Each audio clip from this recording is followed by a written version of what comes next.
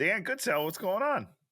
We're just doing a show, We're doing a show. We're doing a show, loving a show, being a show. It's great. doing a show at like time periods when people are normally doing stuff, in life, out and about. In life, it's like working hours, so you feel like you got a job now It's kind of terrible. without payment, of course.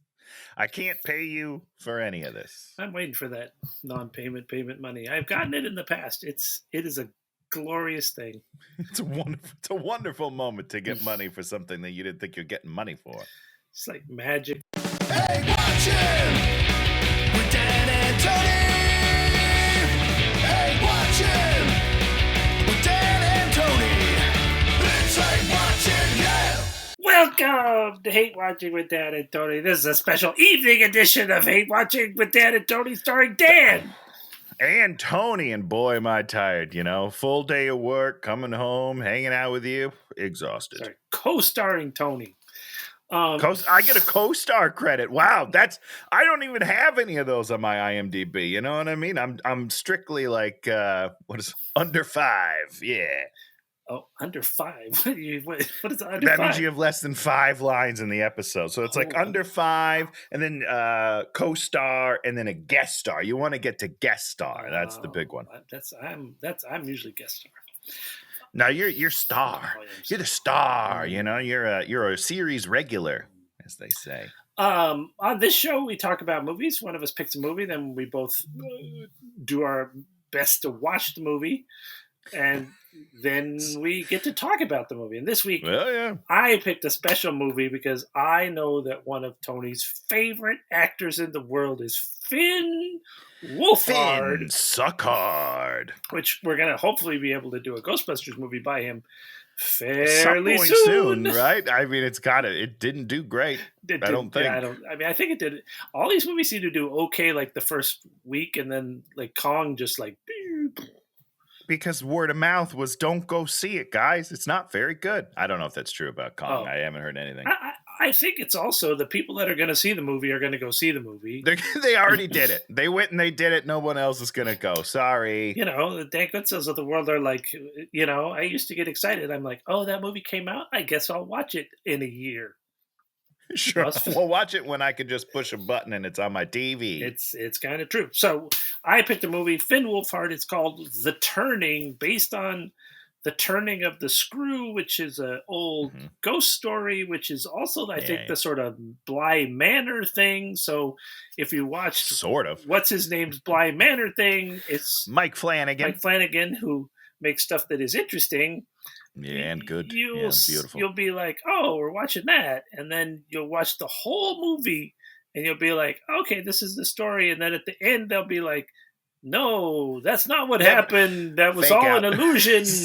Psych. And this is sort of what happened. Goodbye. And then you will go like, I don't even know what I'm looking at that they showed us. And you're going to be like, this is not an effect that you should have in your movie because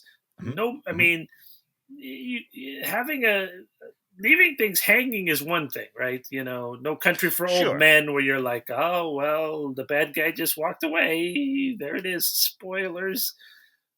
But tacking on 2 endings and then the other ending's like not even an ending, and you're like, it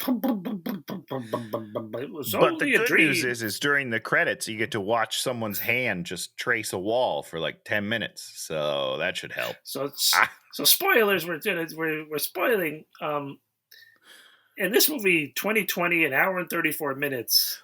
Well, so what's interesting about this, Dan? Yeah, because you brought up Mike Flanagan's The Haunting of Bly Manor on Netflix. Go watch it; it's wonderful. Yeah, that came out October 2020, I think. Oof. And this movie came out January 2020. Oh, okay. So this movie came out, people hated it, and then like the trailer started dropping for Bly Manor, and they're like, well, that already just happened. Like, what's going on here?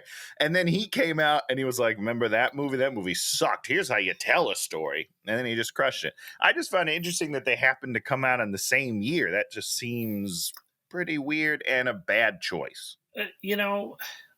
Years ago, I was pitching to Disney, with my stuff, and I was in there talking to the guys that the movers and shakers that get stuff done, and they were like, "There's like these waves that happen," and they were like, "I can't do anything with pandas right now." Because pandas are everywhere. It must have been when Kung Fu Panda was sort of starting. Sure. But then there were also other panda things that people were, so they're like, there are these times where the world sort of thinks the same direction, especially since there's only so much to look at in the world. Yeah. Ain't that the truth? And so you end up with 2 Haunting of Bly Manor things based on the turning of the screw. And this is the bad one. Out of the 2 of them, this is the bad one. Yeah. This would, to be fair, though, this would be the bad one either way. Even if no one else had ever adapted this novella into something, this would be the bad one. Now, I wrote down a lot of things for this movie. Okay. Which I always do. That's great. And when we were doing the exquisite confection that was Madame Web, but you got to a certain point where you're like, I can't write down everything. Because just can't do it. It's too much. Her line, you could analyze every line reading. Yeah, you could. This movie is sort of the opposite, where you're just like, it just sort of goes along.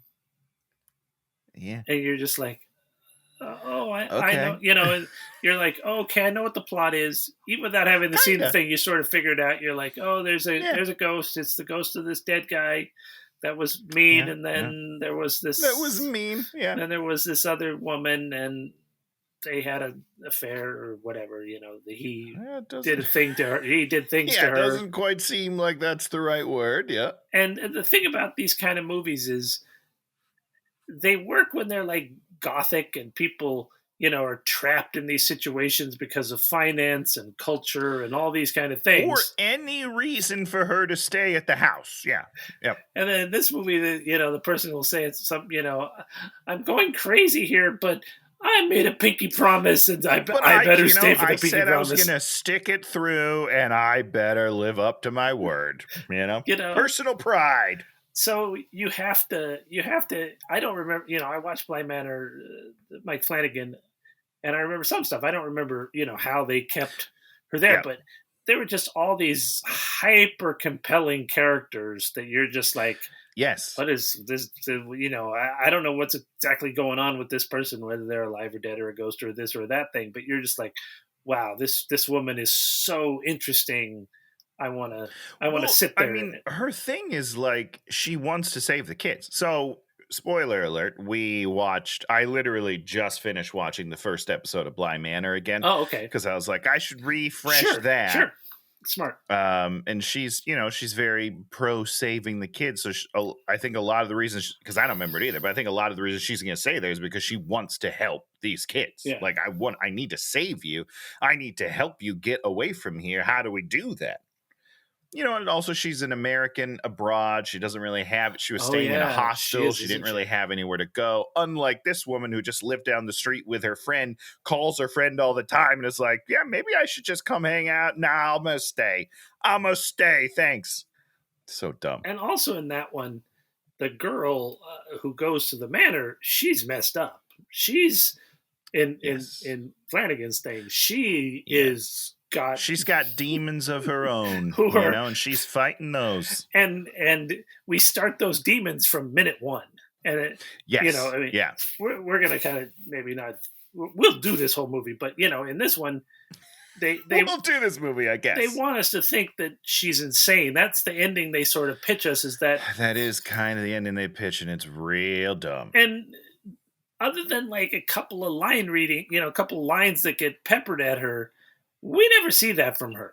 She gets spooked by some spooky things, but she's not, she's not constantly, she's not front loaded with problems. Like the girl in the Flanagan, she was front loaded with problems. Yeah, before she even goes to the manor, she's seeing shit. Let's just throw that out there. And this young lady seems pretty well adjusted. Completely. And her mom is crazy. Mom's crazy. Sorry, that's probably not the right word. That might be offensive. I don't know. I'm sorry. Her mom's institutionalized. Is institutionalized. She's obviously ill of some sort. And then I guess that's it. It's like, well, the mom's got it. She's definitely got it. Right? You guys get it. I don't know. It's super weird. Doesn't make any sense. Yeah, and I read a plot synopsis of the original story, which was Oh, great. um, That is in the mail, by the way. oh, okay. And there are some parallel things that they put in here that the story doesn't lay everything out. It's kind of leaves Sure. things, and Sure. at times different people have put Freudian stuff on it, and at one course. point somebody said, well, maybe she's crazy, and that's And that's what stuck that- for this version. yeah, so they were like, Yeah. well, we're going to make the movie where it's sort of the story, and then we're going to posit that maybe that's also true. And you're just like, well, why don't you build the story? Right. Like if that was your intent the whole time, there should be more. There should be layers. It's a little jarring. Yes. And I mean, that's the thing about this movie. Like I said, it's like the ending part is beyond stupid. The rest of it's just like, movie of the week where you're just like, I'm just sitting Well, it feels like one of those like Hulu October Halloween movies that they come out with every year. They come out with like 10 every year. You're just like, I'm going to watch this because what else am I doing? It would fit right in there other than the ending. It would still get tons of hate. Even if it was free on Hulu and that ending came along, people would be so mad. That's the thing about it is the ending is their way of trying to be clever, and what they really are doing is making everybody angry at the movie, as opposed to them being indifferent. Right, just if the movie would have stayed the way it was, they'd be like, okay, I mean, yeah, it was a movie. It was 95 minutes or something like that. You said 94 minutes, not that bad. No. Like it could have been worse. But the last like 6 minutes of that movie, the filmmakers are just like flipping me the bird, and I'm just mad about it. I like how you don't show you flipping the bird because you're like afraid of getting in I'm trouble. I'm trying to be a mature Tony. Wow. So I'm going to try to curse less, and I'm going to try not to be so aggressive with things. So, flipping the bird, fill in the blanks, guys. So you're going to flip the bird, but you're not going to actually flip the bird. And that's the kinder, gentler person. That's the kinder, gentler person. Yeah. Is it coming through? Do you feel that? So instead of saying blank you, you're going to just say blank you. Right. Yeah, exactly. I love that you blanked it both times, Dan. So good for you. So the turning we start, there's a girl who's going to be our initial nanny, runs to the car at night, takes off. There's a little girl at the window, puts her hand to the window, and then the gate won't open, and she goes and opens the gate, and then a creepy man gets her. Yeah. Okay. Why? Okay. Having seen the movie all the way through now, why am I even seeing this scene? So that we know that you don't need to see this scene. Because it feels like this should be a reveal later. Well, they zoom in on her eye, which is what happens at the end. So that's the thing that's telling us that she's imagining this. I don't know. I do not know the answer. Because we have the eye zoom. So we're being told at the beginning that this is all in her mind's eye. I don't know. Which doesn't make any sense. That she's it doesn't make a lick of sense. She's mind's eyeing something before she even gets to a place. But also not even like an interesting beginning. No. Like you like to do, you have the one murder to hook them in. This was terrible. This was horribly done. It wasn't tense. I wasn't interested. Not good. I think there's a thing where some people know how to make things scary, right? Sure. Even like the jump scares in this movie, not scary. Yep. And I don't know what it is that it's like I'm sure the people that do horror know how to make horror. It's just like people that know how to make things funny. There are techniques, right? Like you build the tension through the music, you build it, and then they're like, "Oh, here comes the jump," but then you build one more, and then you quiet it down, and everyone's like, "Oh, I guess another," and then bam, you hit them, and you go, "Ah!" Yeah, I don't know. There's techniques that we have used over the years to build that where the scare works and you laugh at it. You may not even be like scared, but it surprises you. You enjoy it. Like it's a fun time. This movie doesn't get it. They don't get it, Dan. Horror and comedy are manipulations. You are manipulating an audience to get them to react and to viscerally react or laugh or whatever. and it's building up of tensions, and it's like this movie, there was never tension. Like, No.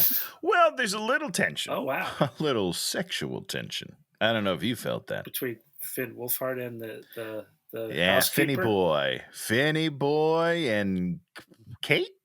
Was her name Kate? Yes. In the movie? Yeah, all right. I got a name. You got it. Wow. They did hit the names pretty hard in this movie, so you do know the characters' names. Which is why I knew I didn't know. So full disclosure, when we started this movie, I had no idea that it was connected to Bly Manor or that the novella. And then they were like Miles and Flora, and I was like, hang on a second. I've heard these names. I got to look this up. So then I looked it up, and then the whole thing came, and I was like, oh, interesting. Almost wish I didn't notice that, so I didn't spend the whole time thinking about how much better this could be, because I've seen it better. But, that's neither here nor there. So maybe you should have called him M Dog and called the little girl, F Lady. F Lady and N Dog. All right. Oh, Finn Wolfhard. Okay, here's a question, Dan. And this doesn't seem important, but it feels important to me. How do these gates work? Are they pressure censored? Should they have opened automatically? Because I'm confused on why they didn't open. Well, she has to get out and push them open. But then later at the end of the movie, they don't. That's a dream. That isn't real. Okay. Oh, you mean when she's going to leave and they just open up and she drives through? Yeah.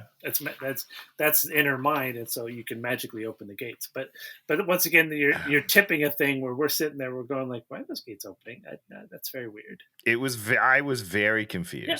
They should have just had her get out and open the gates, but because that's also a tension point that is played out. That if she were to get out and have trouble with the gates, open, and then they open, and then she gets in and drives through. You're like, whoa, what's happening here? Yeah, and then she wakes up because she also part of you thinks because Flora, the little girl, you're like she can't leave, and part of you wonders if she's a ghost, and that's why she can't leave. Yep, wrote that note down. Yep, that would have been a fun twist. Yeah. That's the thing you could do. Boom. Television. Kurt Cobain has died. Why did Kurt Cobain have to die in this movie?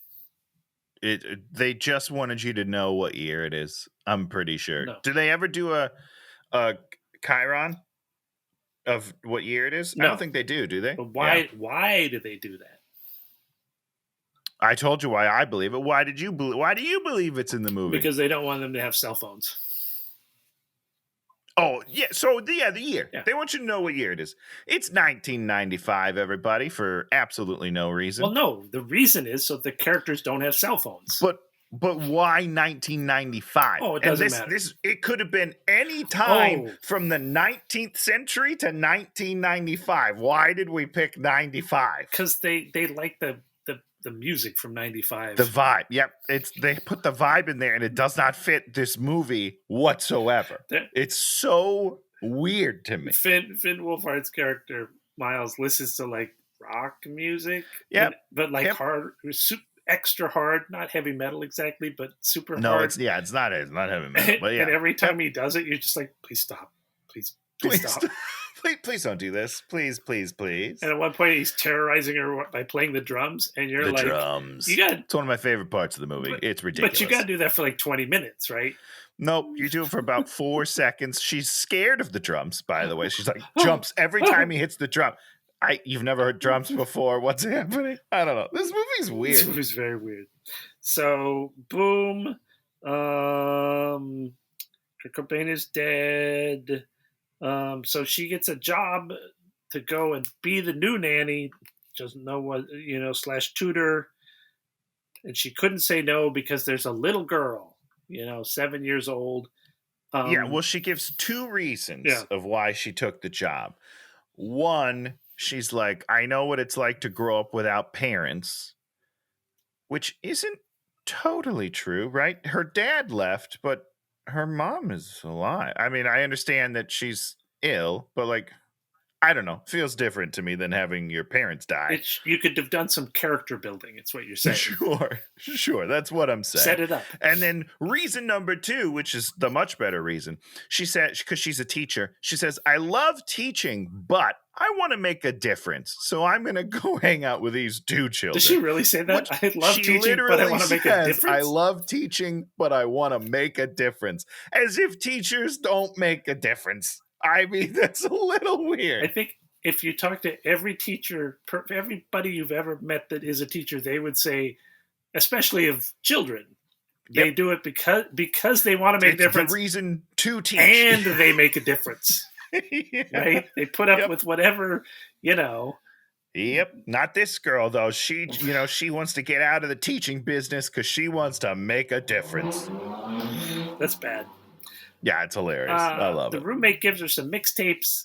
We get the feeling that possibly lesbians. I don't know. It was weird. Yeah, but they're not going to talk about it. It's 2020, Dan, and we can't talk about that yet. That would be. Don't get ahead of yourself. That would be building characters and maybe making connections that we might have to interact with and do something. No, about. thank you. I don't want to deal with any of that drama. She goes to the nursing home to see her mom, who's a painter. The mom is spooky. The mom gives her a painting of who's the painting of? It was of something of her.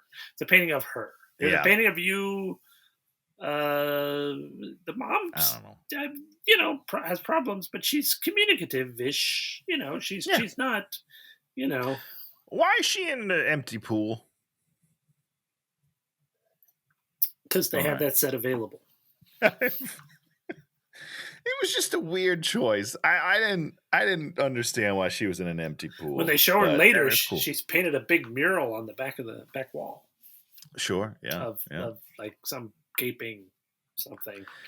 Something that didn't actually mean anything as far as I could tell, Nope. but I'm sure in the sequel it's going to play a big part. So she drives up to the big house. She wanders in. There's decapitated dolls in the fountain.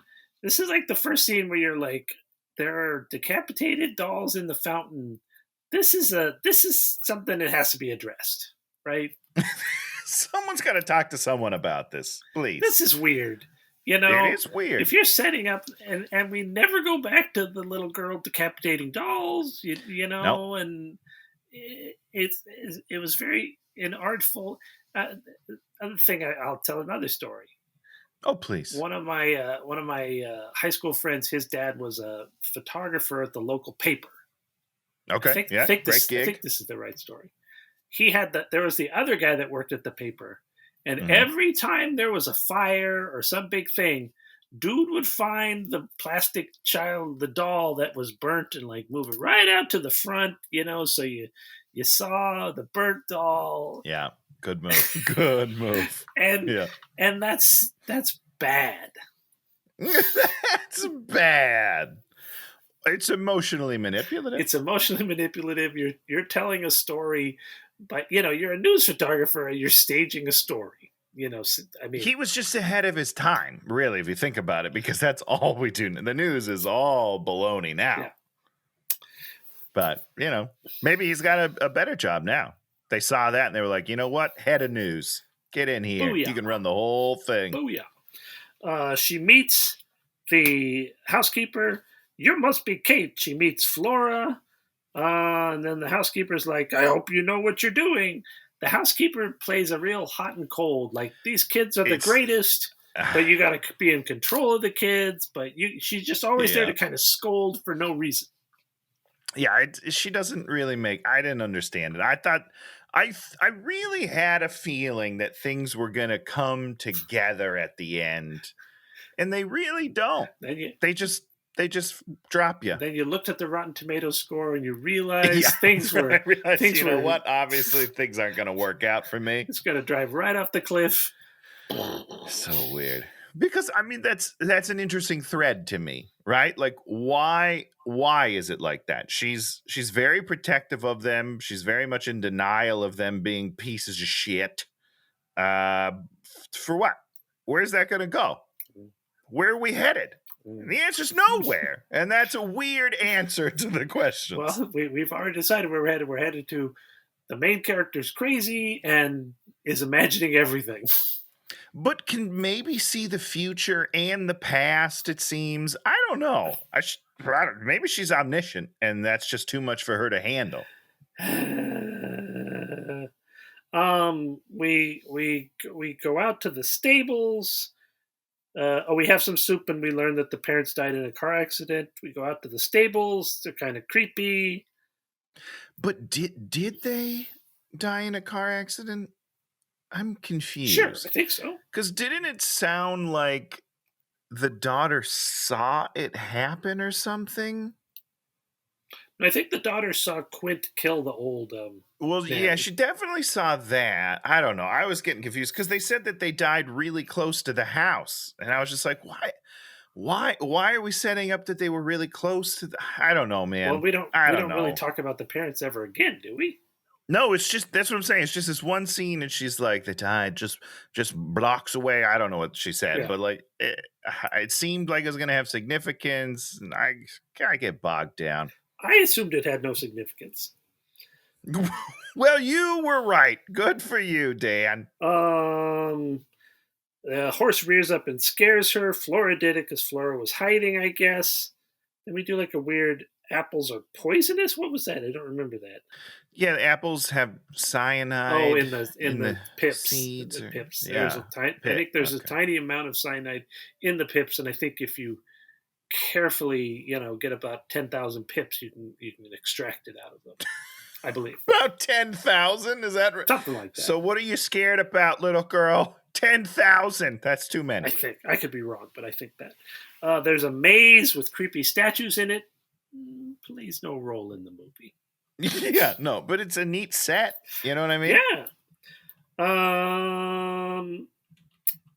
I guess. Flora doesn't have any friends because she just lives here.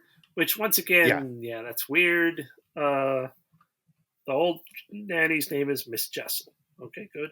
There's an East Wing, which you're not allowed to go in. Plays no part in the movie. Nope. You can't go over there. Okay, I won't. End of story. She goes to her room. She's like, "This is my room. It's a big room, big bed." But there's a creepy grandma doll mannequin in the corner. Don't say doll. It's a life-size mannequin. Whose head moves in one scene. Yep. Never plays a role in the movie. Nope. And it's confusing because with the ending that we all know, because we have told you what the ending is, like the ending is in her head. But this isn't in her head, right? I mean, anything could be in her head. Well, that's the problem, right? Anything could be, but nothing is explicitly said. So when she leaves the room, that's when the head moves. So she's not even in the room. So is she dreaming that? Is that really happening? Poor Tony's brain goes back to the parts of the movie when he sees the ending and then tries to construct the narrative. Dan Goodsell gets to the ending and he's like, "That's a dumb ending because they didn't set that up." I know they didn't set that up.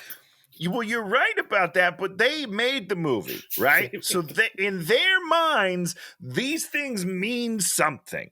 And I'm trying to figure it out what it means, because right now it means diddly squat. Sometimes you go to the flea market and you buy a puzzle, and you know what? Every piece in the puzzle comes from a different puzzle.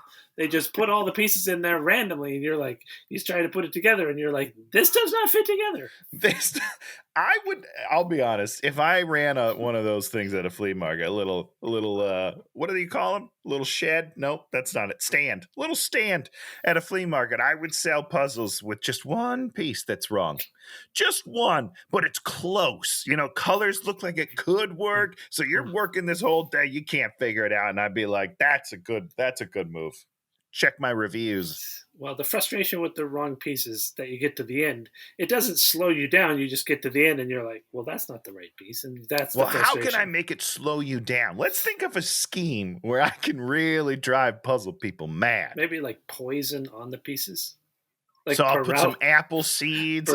Paralysis poison on the pieces. That'll slow you down. I'm paralyzed. I can't finish the puzzle. Okay, they put the doll in the sewing room. And then we see a mannequin where someone has stabbed pins into the breasts of the mannequin. Why? We don't know. they go to lunch, and she's like, I should take Flora on a field trip, and then the housekeeper's Apparently you like, shouldn't. nope. I told you, Flora doesn't leave the manor. Okay. It's nighttime, spooky music, wind, and I think Flora says to her, you're going to leave me, aren't you? And then the girl's like, I like you, I'm not leaving. And then she's like, I promise. And then we see a sort of creepy reflection in the window. Yeah. Yeah. Mhm. Of what? Of who? Don't matter. It's atmospheric, Dan. You don't need to know anything about it. I'll be happy if I never see another movie where there's like in the distance. But what if? Okay. Now let me just pitch this to you. Okay. What if the ending of that movie, you find someone hidden in the walls just doing it to like a cup? You know how you do it to the cup right on the wall, so it sounds like a whisper, and someone's doing it on purpose. Would you like it then? My wife heard something in the walls. She thinks that there's something in our walls. In your walls? Yeah. Dan, get out. Walls are a dangerous place. Get out. We also have had these flies appearing in the house. Yesterday we What do you had mean? 4 flies in the house. That's a bad omen. That's always a bad omen. It's like there's something like dead. Maybe You've got a carcass in the walls or a human in the walls. A dead human. You got a dead human in the walls, Dan. Get out. I just don't know how they get out of the walls into the house. And then we had another one today. Because of earthquakes. You got cracks in your foundations. All right. Yeah, but So that's, oh my gosh, Dan, this is what happened. So first, okay, that person, there's a skeleton in your walls from years ago when this building was built. And now, since we've had so many earthquakes over the years, it's finally starting to crack. And now the bugs are getting in and they're like, oh shit, there's a dead body here. And then you're getting some shit's about to happen in your house, Dan. You're opening up the gates to hell. oh, maybe Buffy will show up. Yes. We should be so Or lucky. Willow. Oh. You're a Willow fan. Who did I like? 'Cause she's a I'm trying to nerd. think who I liked on that show. Xander. That was I loved a good He's a Xander. good guy. He was so cute. That was a good. What's his name? The guy that played the librarian guy. He came by Giles. our booth at Comic-Con one year. He's real nice. What? Very nice guy. Oh, I love Yeah, him. nice guy. Oh, he's great. He's great in Ted Lasso. Rupert. Wonderful Yeah, stuff. he's a good guy. Good. Okay. Did we get to the part where she asks him to clean his plate? Because this is one of my favorite parts of the movie. Who's played? Well, when they eat a meal. Miles isn't lunch? back yet. We haven't gotten Miles. Miles isn't back No. yet. Sorry. Okay. Let me know when he's there. I'm going to take a I nap. think it's the next night. There's more noises. She goes in the hall, whispers, knocking, stops, don't touch, open window, locked door, and boom, Miles is there. And she's like, what are you doing here? And he's like, I live here. And then you should go to bed. That's what he says. He says, I live here. And a lot of times What? in these things, the kind of something will happen and then it'll just be like, "Phoop," next scene. And Yep, you're just like we don't know how to end it, so we're just getting out. We're just getting out and moving on as fast as we can. Now, do you want to talk about Finn Wolfhard and his the work he does? So Finn is he has a couple of lines that I enjoyed. Okay. How is he as an actor? That's what I'm saying. So like a couple of times I would so he's in this movie, what do you think? 70% of the time he's in the movie, give or take, right? Yeah. So I would say 7% of the time I enjoy him. Pretty good. It's pretty good. 7% of 60%. Got it. That's Less than 10% of the time he's on screen I enjoy. But, there's a couple of moments where I was like, oh, I see it. And then he's back to being just a complete waste of space. There it is. What did you think of Mackenzie Davis, the Kate? Yeah, she's fine. She's okay. I don't love her, but, whatever. She didn't have a lot to work with, let's be honest. She was the lead in Station 11, which is like one of my favorite shows. Oh, yeah, you've talked about that. Yeah. She's good in that, right? So good. Yeah, why I don't have any problems with her other than, what she's been given to say. Yeah, and that's the thing. You watch her and you're just like, she's trying to do something with it, but yeah. How much can you really do on your own as an actor? You know what I mean? If the script's against you, the director's against you, what are you going to do? Okay, boom, boom, boom. They're teaching the kids. Miles apologizes for last night. We kind of hear about Quint, who was the old riding instructor who died, and then she can't ride, so he's like, "I'll teach you to ride." Then Miles' headmaster calls, and it turns out that he was expelled for attacking a student for an unknown reason, and we never find out why. And this is the same thing that happened in the story. You never really find out why he was expelled. Oh, Um, interesting. and it's Yeah. left sort of really up in the air. And spoilers on the story is at the very end, she's holding Miles and he dies. Oh He shit. literally Okay. dies. Wow. So that's kind of I wish we would have gotten to see that. That would be cathartic for me, you know? yeah, Yeah, got him. Finn's down. down for the count. So once again, it's this thread that you're like, here's the thread. It's a thread that's going to dangle forever. It's just hanging in the wind.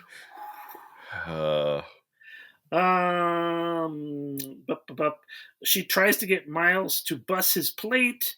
And yes, this is my favorite, Dan. Okay. This is incredible stuff. Okay, talk about it then. This is one of the two times, or one of the couple times. I don't know. I'm giving him shit, but he's got a couple of good lines. Yeah. But this is one of the best lines he delivers in the movie. She's like, "Will you bust your plate?" I don't know exactly what she says, and he turns to her with this shitty grin on his face and goes, "What, do you want me to cut the grass too?" I almost died. It is incredible. First of all, the line delivery is amazing because Finn Wolfhard never cut a blade of grass in his life because that piece of shit is so spoiled. But the characters are just such they're terrible kids, right? They're awful, awful kids, and I'm not rooting for them at all. No, I don't. And then the lady goes, they were born into privilege. Please remember that. And basically saying, don't teach them how to not be pieces of shit. I don't know. It's really weird. That's what she's and that's what she's saying. That's not going to serve you well in existence. Nope. Typically. Typically, I mean, especially who knows? Maybe it's going to work out great. But not in the story. The story, he dies. So sorry, bud. Boom, boom, boom. Let's see where we were. The food. Wait, I did the headmaster calls. Num num num. Wait, what happened? Now I'm all confused. Did I tear off two pieces? What did I do? Uh-oh, you're done, man. We're totally lost. Might as well just cut the show. Okay, this is the best thing to play. Okay, next, Miles is outside doing the Great Escape, throwing the baseball against the wall. She yells at him, "Stop it," because she's just being annoying for unknown reasons. But he's just tossing a ball in his own house. Like, what? Back off, lady. What is the problem here? She's got there's like wings to walk away onto. She does not have to be there with him. No, it's the giant manor. Later, she finds him rocking out. And then to get her to go away, he pees with the door open. I don't know. It's also weird. She calls her friend. And then that next night, she looks out the window, sees a body in the lake, runs out there, jumps in to save the body. It's a mannequin that Flora and Miles have thrown in the lake to fuck with her. They're the worst. They're the worst kids ever. She goes back inside. The housekeeper's there. What happened to you? It's just like the monster children. Could it be the monster children? Yeah, your demonic kids that you've asked me to look after. I don't know. She takes a bath. It's pretty interesting. They show, they got the overhead shot of the bath. They don't put bubbles in there. Instead, they put something in there to make it just look dirty. Murky green. Just like super dirty water. It's disgusting. Like, this is exactly why I don't like baths, right? Because you're just stewing in your own filth. I'm a shower guy. However, if you're going to take a bath, shower first. Shower first, then fill up the tub and relax. Because that's what baths are for, right? They're for relaxing. They're not actually for cleaning yourself. No. You put in some, what are those bath salts or, wait, those are bad, right? What are you putting? Maybe a bubble bath? Bubble bath! Or like a bath bomb? Like a bath bomb. Those are nice and they're relaxing, whatever. But you don't. It's so dirty, Dan. Like it's disgusting. It's terrible. It's weird when they give you the overhead shot, and you're just like, nope. And then it gets weirder because she goes under and then presumably opens her eyes because you turn around and you're seeing from her view. Why would you open your eyes in that dirty water? You're going to get so many eye infections. It's unbelievable. So then she sees like what she thinks is a figure, and she goes up, and then there's nothing there. There's a ghost in the room.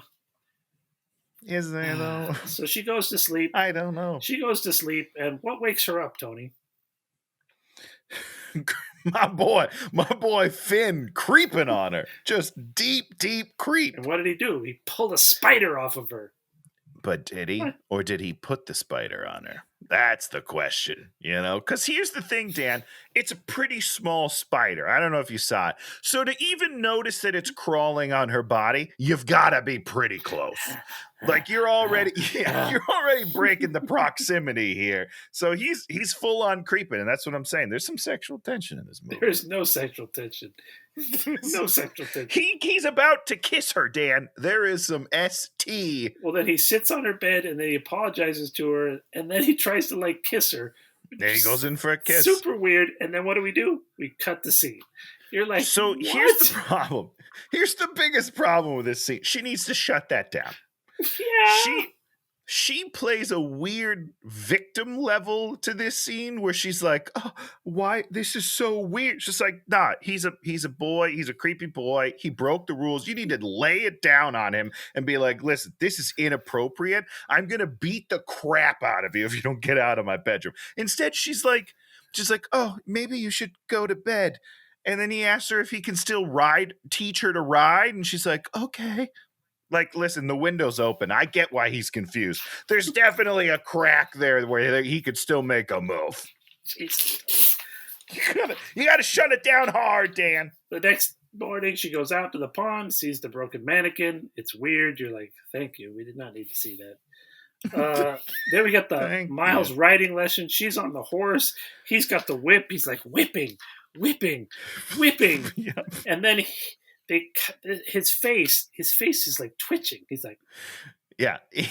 I don't know what the direction for this is. One of those moments where I'm not Team Wolfhard. I'll tell you that, but I don't know what the direction is. But it's weird. It doesn't make any sense. Well, the thing is supposedly the Quint ghost is in him half of the time. So that I was gonna ask that. Yeah, that's what they're trying to say. But Dan, it's all in her head, so there is no Quint ghost, right?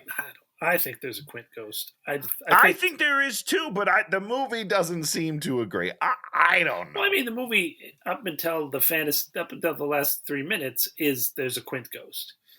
But let's play that out, right? Yeah. So here's a movie where there's a Quint ghost who's clearly evil for reasons we'll get into in a little bit, right? And then there's a part where she sees the future or something, and then she's snapped back to 2 hours before that, and then we just cut the movie.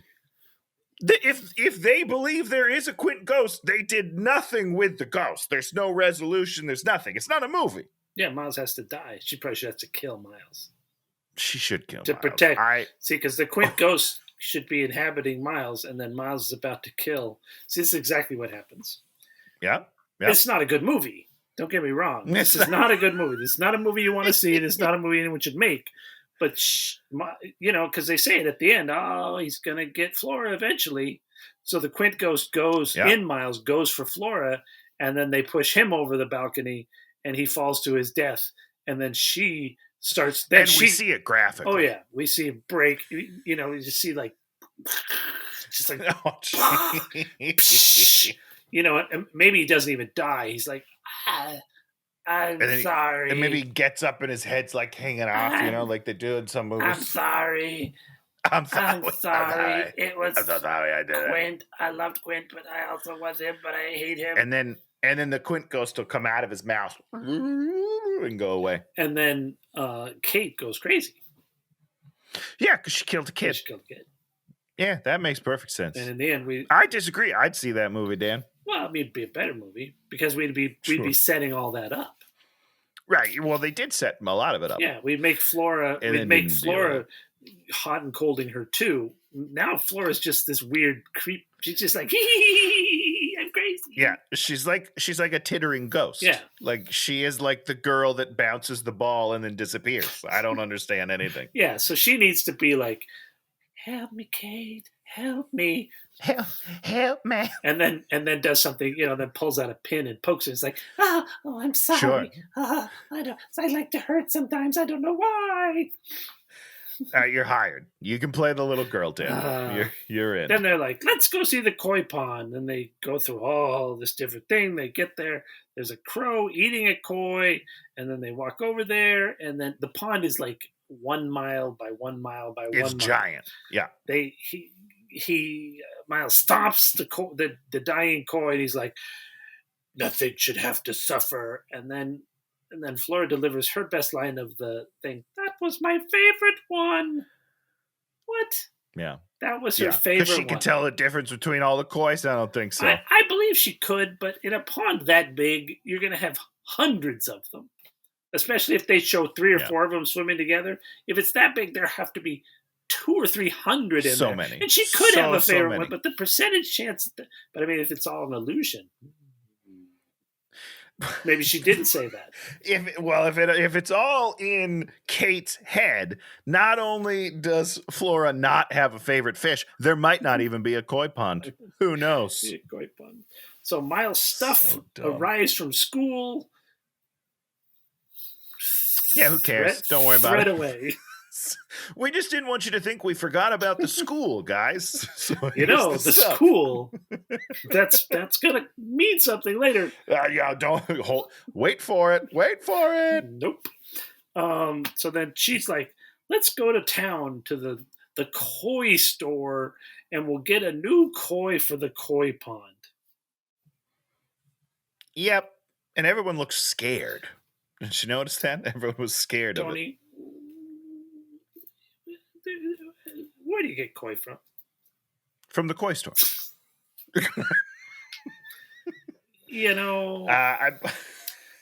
I believe it's called Karen's Koi Store. Koi, very expensive. You have to Are they very expensive? Oh yeah, koi are very expensive. Honestly, I didn't even know that. Yeah. I think. I hope. That's what I'm saying. Now you don't. That's what I'm saying. Don't back down now, Dan. You were so sure just a minute ago. I had another friend in college who worked at a tropical fish place and had to make big tropical fish deliveries in a van. It was a nightmare. Wait, what? Yeah. How big? When you say big tropical fish, how big are we talking? Okay. What information do you have from the tropical fish guy? Nothing?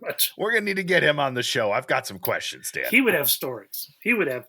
That's what I'm saying. I bet they would be pretty cool stories. They would be fish stories, Tony. Which we don't hear very often. That's all I'm going to say. That's something I don't get to hear very often. Great fish stories. You know what a fish story is? Well, they're lies, right? Yeah, okay. So Miles' stuff shows up. Miles, are you having bad dreams? He's smirky, go to get town. Flora can go, but then Miles is like... So do they know when she's having bad dreams? I don't know. Because doesn't the daughter also say that at one point? When she crawls into bed with her, she's like, having bad dreams? I'm going to sleep with you. So do they know? I want it to make sense. I don't like it when things don't make sense. So then Miles asks the ghost, is it okay for Flora to go? And you're like, this all has to do with the ghost? The ghost doesn't want her going? Is that why she's not going? Yeah, apparently Quint has some rules. And then he's like, oh, the ghost says you could go. And then Miles goes up to Kate and's like, and he thinks your tattoo is sexy. And she pushes back her hair. And there's, what's the tattoo she has, Tony? It's the snake eating itself, which is what? The cycle of birth and destruction or some shit like What's that. What's it called? Snakes. I don't know. It's called the Ouroboros. The Aura Borealis. Ouroboros. Ouroboro. First of all, not to be rude, because some tattoos are sexy. Yeah. That tattoo on the back of your neck, not sexy. It's just not. That ghost lied. That ghost is full of it. Yeah. And he's like an 18th century guy, so he shouldn't find tattoos. He doesn't even like tattoos. He probably doesn't even know what a tattoo He is. shouldn't know. They get in the car. They start going. Flora freaks out. She freaks out. And then Miles is like, stop the car. I'll freaking kill you. Yeah. What? What's happening? I'll kill you? That's not the line. But, so it makes sense if that's Quint. Yeah. Right? Sort of. Why? Because that's what he did to the other girl, right? Killed her at the gate. But why does Quint care if why does Quint even care if Flora leaves? I do not know the answer to that. I couldn't tell you. But, they foreshadowed it. At the stable, Miles is like, choose her out. You're not our mother, blah, blah, blah. You're not even family. You're nothing to us. Which is like a weird, you're not our mother. It's a weird thing to say. Like, duh, she's your nanny. She's a live-in tutor / nanny. Like, we all know she's not a mom. And I mean, really, if you're writing a movie like this, there should be like, Miles, you should have 2 scripts. You should have one where Miles is there and one where Quint is there, and you write the lines for Quint, right? And then you write the lines for Miles, and you figure out what Miles' motivation in every scene is. Does he want her there? Does Quint want her there? Does he want her to escape? Is he trying to drive her away, or is he trying to keep her there for Quint? I don't know any of these things. And you don't know because in that same scene, she's then like leaving, and he goes, "Fine, leave like everybody else." Well, which is confusing because that's the opposite of the first thing you said. That's trying to trick a person to come back. Right. So I don't know. That's a manipulation line to get a person to stay. Manipulation. So of course, yeah, it's all very confusing. She goes to the seaside to call her old roommate Rose, and she's like almost crying. She's like, "I'm doing great. I'm going back because I made a pinky promise." I mean, listen. No. Nope. I have something you need to explain to me, Tony. Oh, I got it. Why does Rose have an empty gumball machine on her kitchen table? Okay. So the empty gumballs symbolize her heart without her best friend / lover. There it is. So it's empty, just like her vase in her chest. The vase in her chest.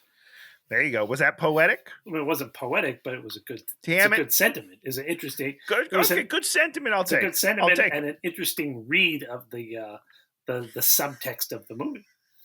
Subtext of the movie. It doesn't exist. She goes back there. She sees Miles. I got you a present. She gives him a CD. What's the CD of, Tony? I don't know. She said it's a great album. I missed what album. No, you didn't miss what album. They don't tell us. Oh, I didn't miss. They didn't tell us or show us what album it is. Just like it's a great album. See you later. Like, wait a second. Every piece of music, every CD, anything like any gift is a symbol, right? Speaking of symbols, you can't just give a person. Well, it's one of those fill in the blanks, Dan. The audience can decide what CD she gave him and what it means to her, and maybe also to Miles. They don't want to give you everything. And it's weird because we specifically tell you what time era we're in, so we know exactly what music we have to choose from. Yes, we know everything about it, and no choice was made. And I'm going to do my comedy talk again. Oh, great. Since I haven't talked enough in this. Tony's been talking too much. I keep track. I talk too much? I've got like a little stopwatch. You got your stopwatch. You're taking notes. I clock in my time versus your time constantly. So I want to make sure I get more. Smart. Good move. In comedy, you can make a joke about anything. And even if the audience doesn't understand the thing you're talking about, if you do the joke correctly and it's a real joke, they will laugh and they will get it. Because you're going to leave context clues in there that are going to tell them what it's about. If you know what you're doing, right? If you know what you're doing with things. And so you could, any audience can deal with comedy about anything if it's done correctly. And when you don't give us context clues on a CD, you've left all of us hanging. We're just like, well, what is it? Is it classical music, which is counter to what he's doing? Is it rock music? Is she trying to play into what he's doing? Is it a kid bop? So it's like something else. Oh man, those kids bops, those were great. Great You're stuff. saying something. When you give someone a generic CD that's nothing, you've said the opposite of something. You've left us in suspense, and we all know you're never going to tell us. Not only suspense, but like I'm curious. You know, like I do want to know. I want to know what you were thinking as the writer. I want to know what she was thinking as the character. I want to know how Miles feels about it. Nope. It doesn't matter. Nothing matters. Miles. Oh, and I just want to say, Dan, you know, do you remember Hal Rudnick? He was a UCB guy. He was a real comedian, right? Didn't he? Yeah, he still is. Yeah, I think he works on Screen Junkies and stuff on that now. real team, the big sexy team. Yeah. Yep. Yeah. I had him as one of my sketch teachers over there, and we were doing parody. And I wrote an Arrow parody from the CW, which I don't know if you realize this, but that classroom was full of people who had never seen Arrow before. Good. Right? Thank God. So the first week I brought it, there were chuckles, right? There were like a couple of chuckles, but a lot of like, what the fuck is this? And he gave me that same note. He's like, listen, the world has never seen Arrow. Sure. So you need to lay it out in a way where we understand what the show is telling you and why you think it's funny. And I was like, oh, sure, because I'm just doing why I think it's funny. But if you don't understand what the premise is, you're never going to understand it. So you need to, So you just need those little details there, guys. You need all those context clues in there, and that means you can talk about anything because there's a universality to all of us. You know, there are similar things that we see, you know, in media and whatever, and things symbolize things, and people will understand. If you don't. Yeah, it's a real thing. Listen to Dan Goodsell. I don't say that often, everybody. This was a good note. Probably have to release that separately on IG so everyone can see your notes. So then she's like, do you want to talk about your dead friend Quint? And then he plays the drums at her. Psh, psh, psh, psh. And that's a good way to put it. He plays the drums at her. It's somehow like a physical, emotional attack on her. So he drives her away. Drives her away, and she's just so scared of the drums. Every time he hits them, she gets scared. What is she scared of? She's watching him take I don't know, what are they called? The sticks, and hit it. Like, you're not surprised by the sound. I don't understand. So weird. I love it. It was great stuff. She goes and talks to the housekeeper, and the housekeeper is like, oh, after the parents died, Quint took over the house, and he just did whatever he wanted. He moved into the master suite, and then he got drunk and had an accident. And you're just like, he moved into the master suite. The riding instructor? Like, how did he become the head of the household? It's like, that's pretty weird. You know, you're just going to call the police, and the police are going to be like, sorry, dude. No. Like, you don't own any of this. Get out. Gone. You know, there's a big pile of money. You know, these people have lots of money. So much money. Yeah. So much money that he doesn't have to cut grass or do dishes. Don't got to cut grass, don't got to do dishes. Okay, she goes up to the attic, finds some sexy Polaroids. The door's closed. She runs. Then she finds the diary of the old nanny. Yeah. Quick question. What was the sexy Polaroid? I don't get it. Well, they were sexy Polaroids of the nanny. Right. Why? I guess Quint was forcing her to take them, I guess. Which is, it's confusing. I have the same assumption, but given that and then the diary, it doesn't sound like she ever would have done that because she's like, I had to lock my door so he wouldn't come in. Oh, he's in anyhow. I don't know. It's very confusing. This is a strange story. I'm not safe. Okay, maybe you should leave. Because you could just leave. Right, like you write in your diary, I'm not safe. Guess what? I'm out. I'm leaving.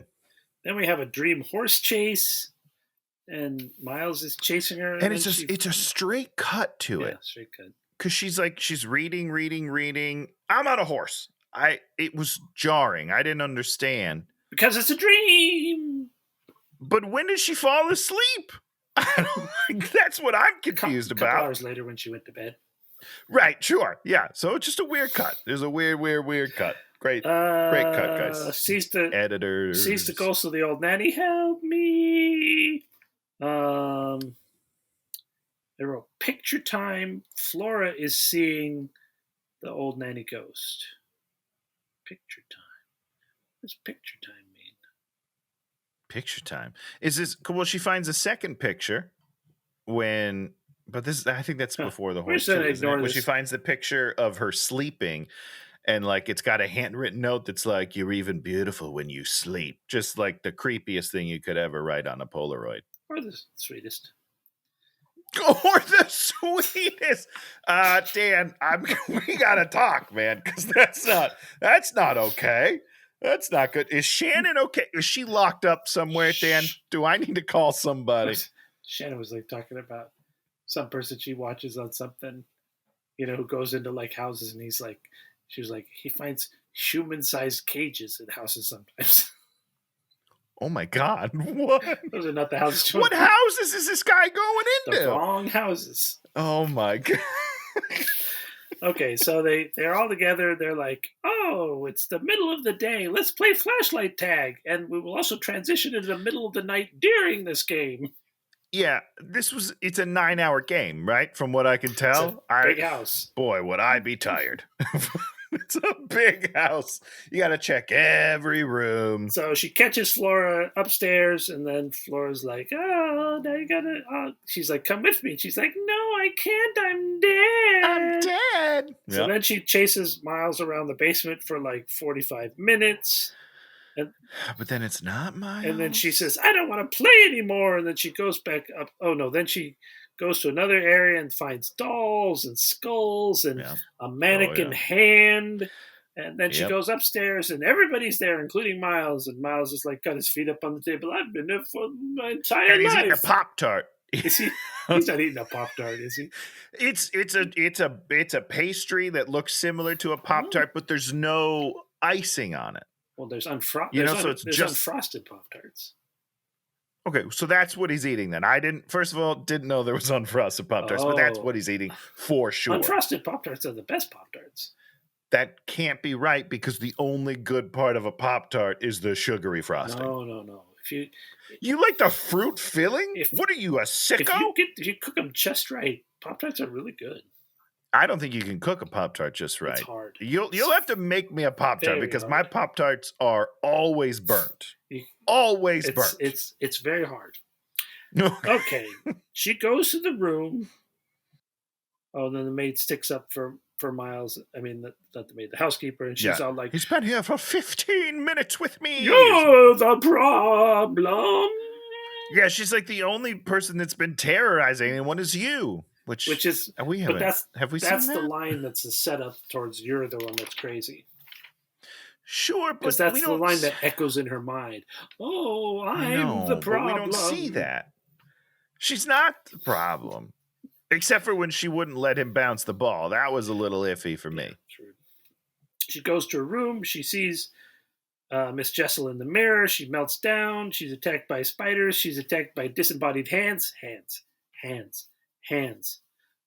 It's like the Addams family here.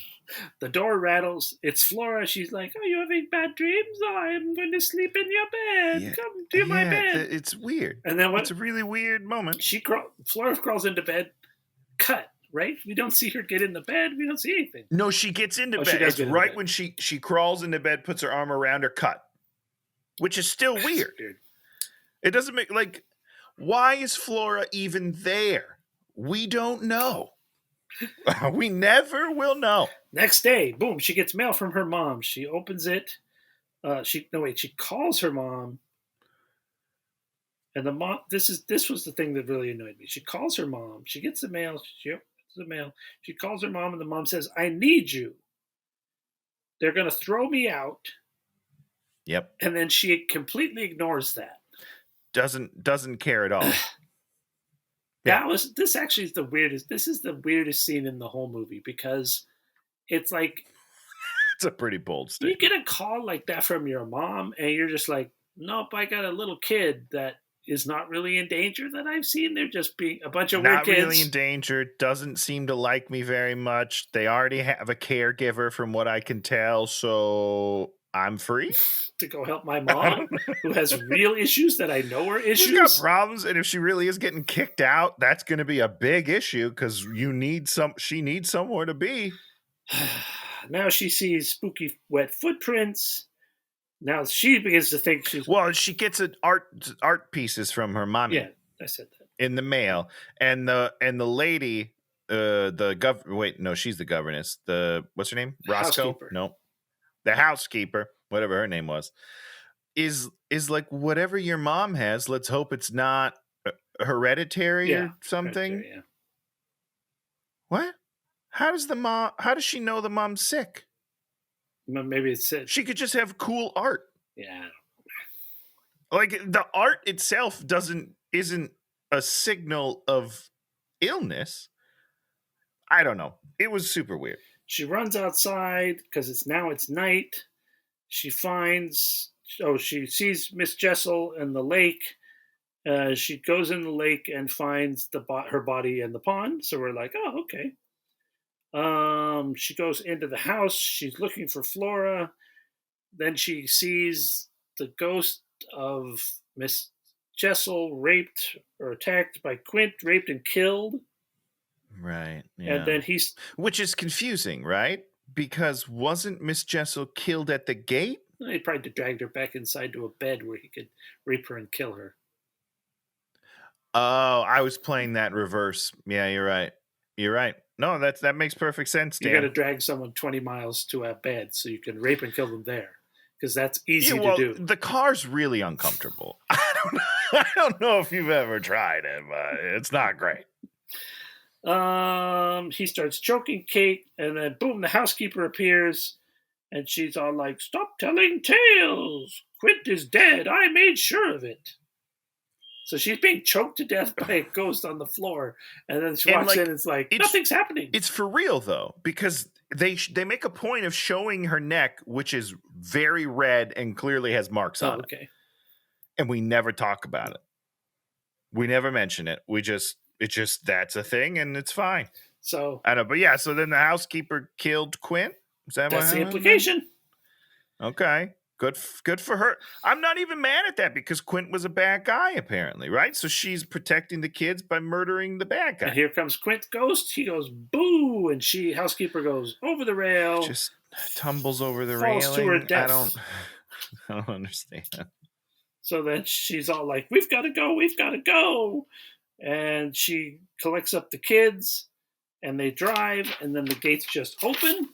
And they drive to freedom, but no, we go whoop, whoop, whoop, whoop, whoop, whoop, quick flashback. Cut, and it's a quick cut. Like we just get out of the gate, and it's like, ha, gotcha. We flashback the kids.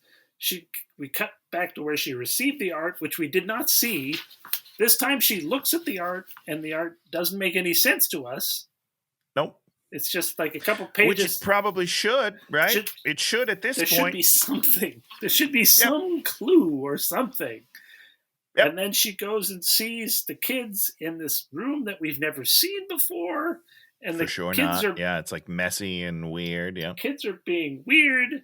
And she accidentally breaks a doll that we've never seen before. And then they're like, you can't fix it. And she's like, I can fix it. And then they zoom into her eye, and then she's... Well, first, Wolfie. Yeah. Wolfie says, you can't fix her. She's broken just like you. And so the kids know she's a nutcase. I don't know. They never acted like that before. Not before this moment. No. They go into the zooms into her eye, and there she is with this red bed with her mom, and she screams, and the credits roll. Yeah, So what I found interesting, it didn't mean anything. Yeah. She's in the pool. She's in the empty pool. But her bed is in the middle of it. Oh. She gets out of the bed, walks to her mom who's drawing something. We never see the mom's face. And then the mom turns around. We cut to Kate. She screams. We never see the mom's face in this scene. Oh. Why? I don't know. I don't know anything in this movie. This movie's, I don't know either. But it feels like that should be significant. Or is the answer, well, we didn't have her that day? Like, I don't know. I really don't know. I feel like I should know the answer to that, and I just don't. I mean, yeah, this movie is like a comedy, which is all setups, and then there's no punchlines. Where it's like, oh, setup, yeah, no, oh, setup, no, no, no. Yeah, setup. Which, by the way, I would watch that movie just because I feel like it would be interesting. This is not interesting. It was sad. It was sad, and I can't wait to tell you what we're watching next week. But the good news on this movie is you're just going to forget it instantly. You're not. This movie, The Turning? Yeah. Why am I not going to forget it instantly? I'm going to forget it instantly. You'll see. We'll put a pin in it, Dan. It's going to be fun. Okay. Now we talk about something. Oh, like and subscribe. Too late. Now we talk about something we like. Tony, is there anything you like this week? Yes. Last Thursday, before we flew out of town, we got a late night screening of Monkey Man. Oh, you saw with Monkey Dev Man. Patel. Pretty good. The third act insane. is flawless. It is fucking awesome. The first two acts, not as great, but honestly, it builds to such an incredible climax that I don't care as much. Yeah. But on a second rewatch, I think I'll be like, ugh, should I fast forward? I don't know. There's some great stuff. There's some weird stuff. And then the third act is just like balls out. It's unbelievable. It's incredible. But worth a watch. Okay, cool. Very fun. And for being his directorial debut, it's gotta be good. Yeah. Gotta be good for him. Like 2 thumbs up, dude. I got 2 things. I started that new show on Max, Ripley, which is based on the Talented Mr. Ripley movie. Oh, okay. But I didn't even know this was a miniseries. Okay. You live in it. I'm sure some people are like, this is the slowest thing I've ever seen. Okay. I loved it. Because it's interesting. It's the dude that played the sexy priest on Fleabag, whatever his name is. I didn't watch Fleabag. It's the guy that plays Moriarty on the Benedict Cumberbatch. Oh, on sure. On the detective guy. Yeah. Well, what's his name? Is. He's just such a good actor. You're just like, wow, everything he does is just like little and subtle, and you're like, oh yeah, now we're here. Now we're here. Now we're here. You're just like, and he's just like crafting this character. And then interesting. The other thing we started was another British thing called Mr. Bates versus the Post Office, which is love the name Toby Jones.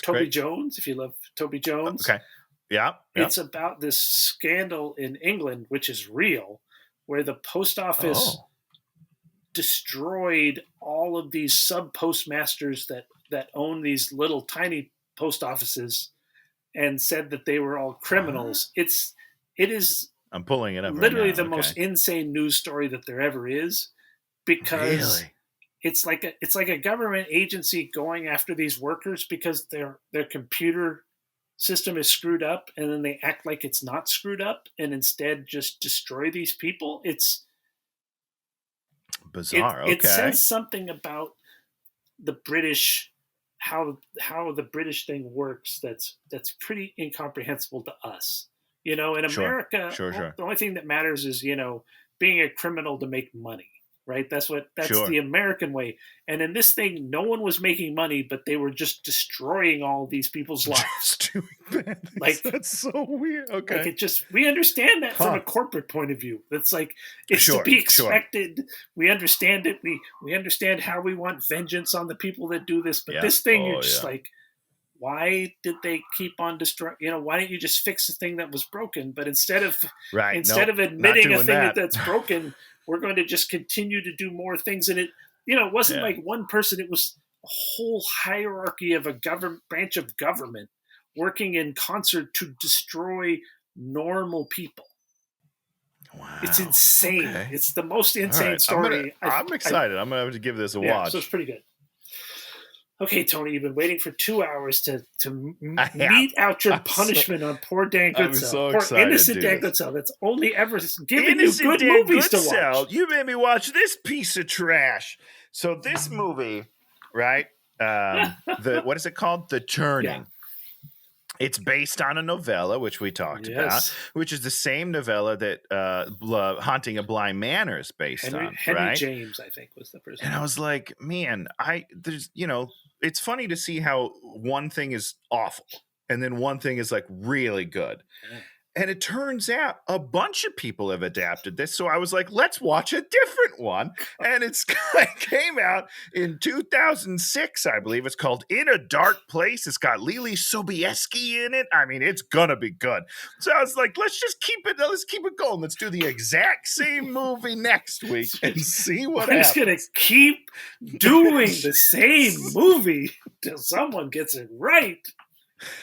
It's gonna happen. I'm pretty excited about it. Lily Sobieski. What is her claim to fame? The only thing that I remember her from, she did a bunch of stuff. Sure. Great. Was that Steve Zahn truck movie? What was Joyride? She was in Joyride with Steve Zahn and Paul Walker and Lily Sobieski. Well, but I feel like she's done like a big thing that I'm not. I have to imagine she's going to be the governess, and there's going to be a kid named Miles and a girl. She's definitely going to be the governess. I'll tell you that. But that's about as far as I've got. And people say that this movie's terrible. Yeah, they sure do. They sure do, Dan. Well, I mean, I watched the trailer. It doesn't look good. It doesn't look good at all. I mean, the one thing that you can't say about The Turning was the houses and estates and all that. They were. Looked great. They looked great. Yeah. Looked really nice. Really nice. Good job, everybody. Except for the people that did all the rest of the stuff. Good job, Location Scout. You're right. Yeah, you did it. We're proud of you. You rocked it well. So, yeah, we'll see how this one stacks up. We'll start ranking them as we go deeper and deeper into this, the Turning of the Screw adaptation. What's it called? This one's called In a Dark Place, which it's funny to me. Like, is she in a dark place or is the house dark? I don't know. Oh, it's us. We're going to be in the dark place. Oh, we're in the dark place. When we have to sit through this terrible movie. It's a bit meta. I'm pretty excited about it. No, it's not going to have Finn Wolfhard, so I'm not expecting much. So it might be good. It could be the greatest film we've ever watched on this podcast. I'm twitching. That means I'm haunted by a ghost.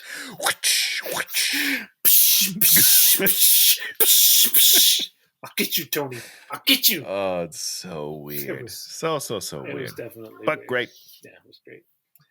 Well, I guess that's the end of the show. We'll be back next week to talk about In a Dark Place, and hopefully we'll see you then. Goodbye, everybody. Hey, watch him!